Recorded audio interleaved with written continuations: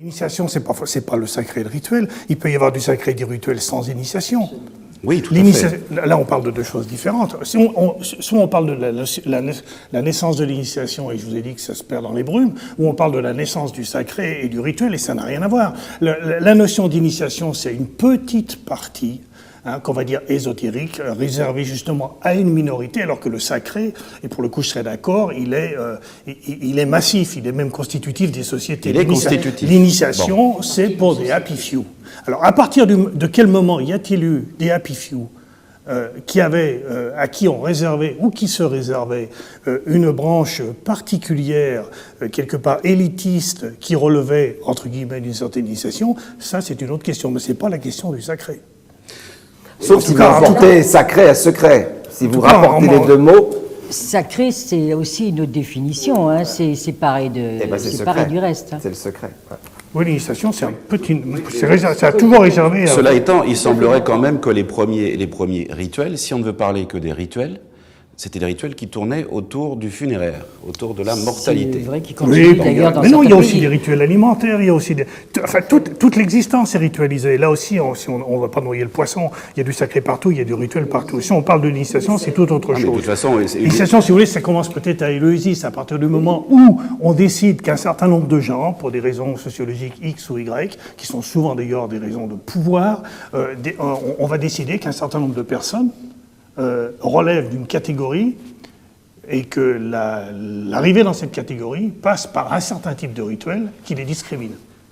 Oui. À mon avis, c'est là, à partir de ce moment-là, qu'il y a une initiation qui prend un sens, à ce moment-là, social, sociologique, de fait de dégager une élite. Donc, qui peut être une élite spirituelle, si vous avez... A posteriori, est-ce que l'initiation, on ne peut pas, je dis bien a posteriori, puisque nous avons convenu que c'est un terme qui est très tardif, est-ce qu'on ne peut pas proposer l'initiation comme étant la façon dont on fait rentrer quelqu'un dans le sacré, par un rituel ?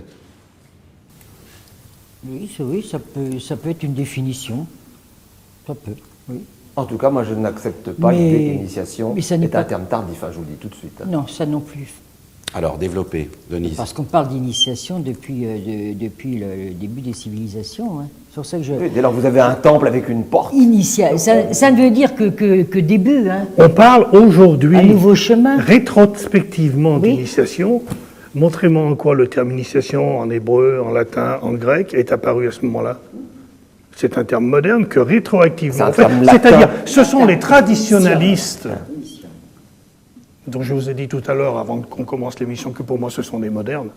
C'est-à-dire que ce sont les traditionalistes, au moment où la tradition occidentale s'éloignait, qui sont allés chercher une sorte de fil rouge, d'autant plus précieux qu'il est imprécis, d'autant plus précieux qu'il est lointain. Parce que qu'est-ce qui sous-tend le pouvoir d'une organisation? C'est de remonter à la nuit des temps. Et toute société... Mais vous parlez de Ramsay, là, ou mais bien plus loin que Ramsay. Il y a un sous-entendu anti-guénonien. Oui, j'ai cru entendre. Non, mais je pense qu'on peut trouver de plus en plus de personnes qui seront d'accord sur l'idée que la tradition a été inventée par les traditionalistes. Elle n'est pas sui generis. Mais les traditionalistes ont été inventés par la tradition. Alors, stop.